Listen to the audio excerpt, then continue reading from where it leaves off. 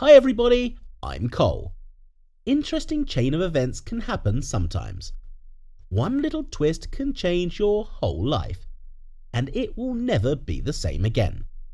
I'm a millionaire, but I was once paid $5 to predict the future once and for all. A crazy future. That day, instead of getting delicious coffee at a coffee shop, I had to run into a roadside cafe and order instant coffee because I was in a big hurry to the opening of the newly purchased tallest building in the town.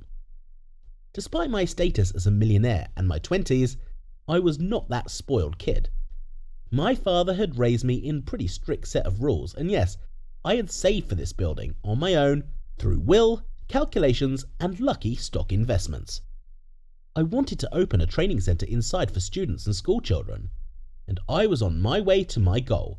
However, my first day at work began with a car breakdown. I had to borrow my neighbour's old car and get a cheap coffee. I ran inside and got in line. All of a sudden, some girl bumped into me and the coffee spilled on my shirt. "Ah, hot!" I yelled, and she was like, "Oh honey, I'm sorry, I'm so clumsy today." She started wiping my shirt with a napkin. I looked at her face and her eyes running from side to side and said, "Who are you calling cute? Did you make a mistake or something? Or did you bump your head?" And she whispered to me, "Play along." What? Play along, I'll pay. From afar, a man of age walked by. "Where'd you go, Isabel? Ah, so this is your boyfriend you were telling me about." I dropped my coffee on the floor in surprise. Isabel nudged me to meet my father, and she winked at me. The man was smiling so much, talking just as he was getting to know me, and I couldn't get a word out. "Yeah, it's my pleasure too, sir," I said faintly. The man gave me one last hug and said, "I'm glad it's you because I like you, not like that arsehole Frederick," and he left, and I turned around. There was so much indignation in me, but Isabel abruptly slipped $5 into my pants pocket and said, "Thank you," and then ran off. What the hell? She took advantage of me, took my time, ruined an expensive shirt, called me her boyfriend, introduced me to her father and only paid $5 for it. Is she crazy? I ran outside, but she was nowhere to be found. I went about my business, but I couldn't get her out of my mind. Isabel, I'm not used to this kind of attitude. I own the whole fucking building, and she treats me like I don't even have the words. At work, my assistant came up to me and said that their team was going to do a survey of young people about studies. "Market research, why not? I'll be there too. I want to see how they work," I said firmly. We drove out to the food fair in town, where there are always lots of students who want to eat for free. I walked along a few of the booths and thought, God, who would eat street food anyway? It's so unhealthy. "Hey, $5!" someone yelled in my back. I turned around and saw her. "Isabel?" "Yeah, hi, what's up? Did you come in to eat? No money at all? Let me buy you a drink." "No, I'm not." But I did not have time to finish. She shoved a sausage in my mouth on the grill and was still standing asking if it was good or not. "I came up with the sauce by myself, and the idea was my dad's. We're planning to put it on the menu at our roadside cafe," she chattered while I held a piece of sausage in my mouth. "Why aren't you eating exactly? Is it hot? Blow!" She started blowing into my open mouth, and I turned away, spitting the sausage out. "Stop it! What are you even doing? I'm not hungry. I'm here for work," I said angrily. Isabel pretended not to hear. She served a couple of customers and said, "By the way, thank you for helping me out the other day. You saved me," she said, but I was already hooked. She turned out to be so beautiful, so bright and positive.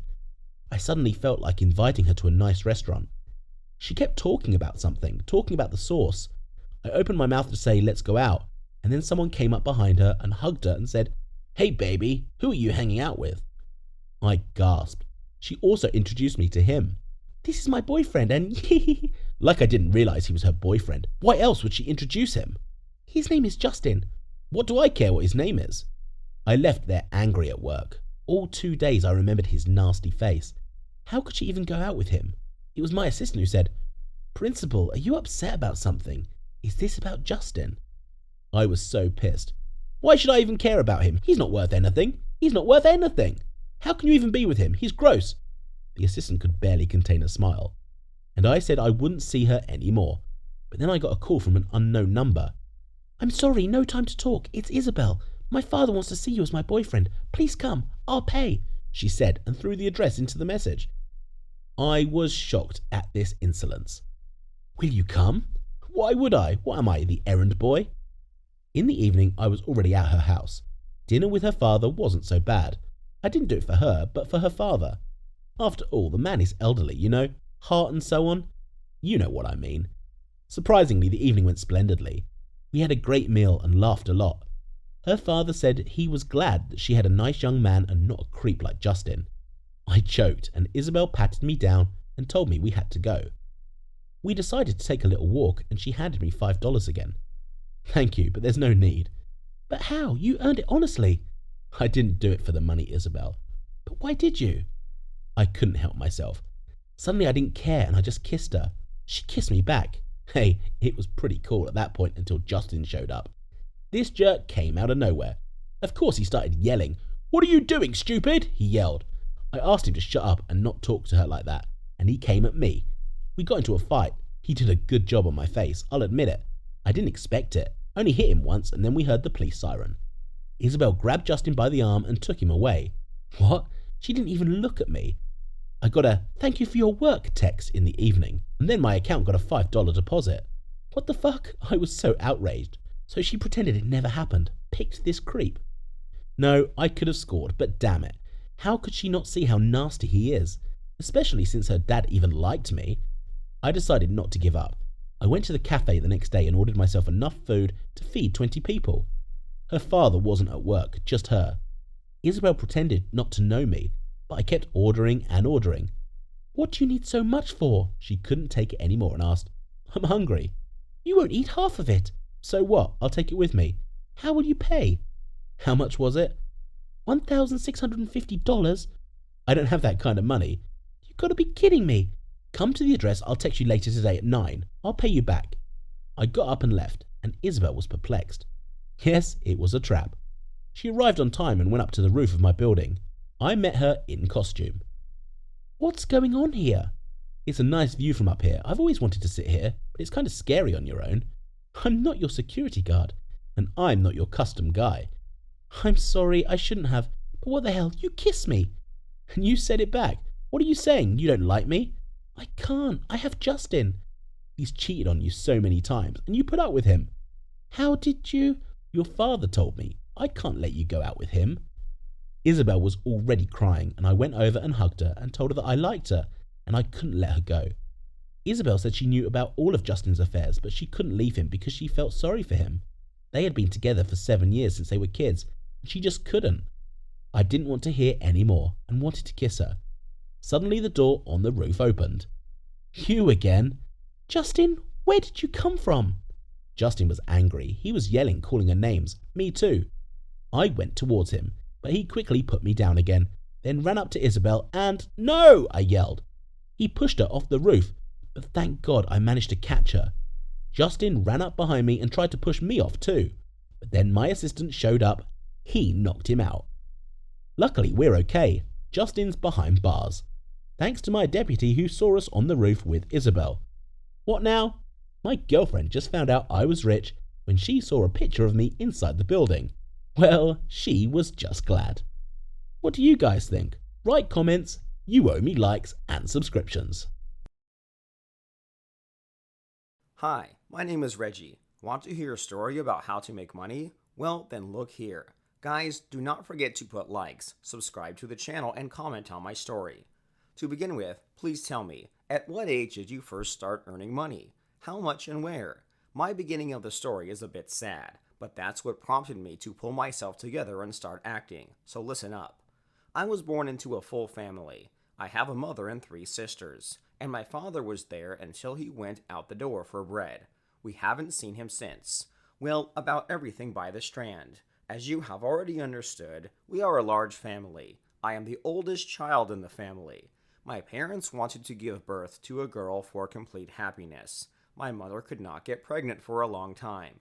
The dream of a girl haunted me. My mother cried at night. I heard her praying that heaven would send her another child. Her age was no longer young, and yet she got pregnant. It was a great holiday for us. My father came home early from work when my mother told him the news. I was about 15 years old at the time. Everything was great, and then suddenly changed. When my mother went for the first ultrasound, What they were told shocked both of them. "You have triplets," the doctor said. My father could not believe it. My mother was crying, but these were tears of happiness. And when she gave birth, I remember running around the hospital looking for food for my mother. I couldn't wait to see my little sisters. The status of an older brother attracted me, and so 3 beautiful girls were born: Eileen, Leah, and Mia. They were a copy of their father. At first, Dad was beside himself with happiness, but after a week, he realized how hard children are given. In addition to the fact that he began to shirk from helping my mother, he also quietly dumped all the responsibilities of the house on me. I even learned how to cook, clean, wash, and iron. It was terribly hard for me. I didn't get enough sleep. I didn't have time to do any homework. My mother saw it. She was grateful, but it was still harder for her. And then it turned out that it was hard for my father. He could not stand it, and his words about the girls being the biggest reward disappeared somewhere. My father went out to get some bread and didn't come back. We realized this almost immediately when we looked at the table. There were 3 bags of bread. My mother was upset, and then desperate. I couldn't watch her suffer, so I started helping her with the girls. Sometimes he could even put them to sleep so that Mom could get some sleep. Did I think I'd quit too? Because that's not what real men do. In the end, the money began to run out and my mother was even more panicked. We were wondering how we should live, and I promised my mother that I would take care of her. After school, I also began to work as a waiter. In the summer, I washed cars, walked dogs, cleaned swimming pools and gardens at neighbors. In winter, I cleaned snow. In autumn and spring, yards from debris and leaves. I didn't get paid to say that a lot, but with a good economy, we have enough for bills, food, and diapers. My mother thanked me every day for everything, but how could I not? To be honest, the first couple of months were still normal, but then it became very difficult. I remember that I started exams at school, and because of frequent absences, I still had to take individual subjects. There was a complete blockage at school, and a lot of problems at work. I accidentally broke 23 plates in a cafe, spilled hot coffee on a visitor, and gave the wrong change. I was deprived of my salary for a whole week. I came home and found out that the girls were sick. I didn't have the money to buy medicine. I didn't even know how to get out of it now, because it was the end. My mother came to me all tearful. She felt sorry for me, but I wanted to stay strong in her eyes.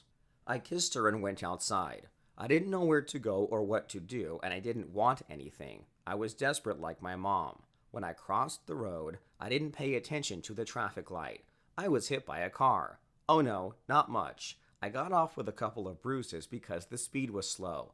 The woman who came out of there in a panic began to walk around me. It turned out to be the owner of the institution where I worked. I met her at the hospital. Mrs. Viggins was very nice, unlike our receptionist. She called my mother and promised to bring me home, reassured her, explaining that nothing terrible had happened to me. My mother wanted to come, but with 3 children in her arms, it was difficult, so I asked her to stay at home. I told Mrs. Viggins about our situation, and she was impressed and even cried. I have long wanted to fire the administrator. I heard rumors that he steals the cash register, and also steals broken dishes on young waiters like you, and then in this way launders money for supposedly new plates, she said. It was only at that moment that I suddenly realized that I hadn't seen how many plates I had broken or whether it was me, because I was carrying an order when I heard the clatter of dishes behind me. Mrs. Viggins brought me home, left a tidy sum for my recovery and for the girls, and the very next day I came to work for the proceedings. She was right. It turns out that while no one was watching, she set up a camera where you can see how I turn away to carry the order, and at this moment the administrator pulls out a tray with shards and pushes it to the floor, and then pretends that it was me. He asked not to go to the police and return all the loot, but the owner did not forgive him and still called the police. She appointed me to take his place, and promised me a promotion. I agreed to start work in a week to close the tales of my studies. Over time, everything improved. My mother couldn't express her gratitude, and I knew how embarrassed she was, but I did it from the heart, and I knew I was doing it right. In the end, I passed all the exams, not perfectly, but it will go. And then I came to the cafe. Mrs. Viggins was waiting for me, and I was glad of it. Almost immediately, I started a new position, began to receive even more money. So a few years passed, the girls grew up, and my mother was looking for a nanny to go to work herself. I was supposed to be going to college by then, and Mrs. Viggins offered me a great option. She promised to pay for half of my studies if I stayed to help her with her business. She had no children and no family, and she liked me, so I gladly agreed. Undoubtedly, everyone has hard times, but the main thing to remember is that all the best is always waiting ahead. What do you guys think?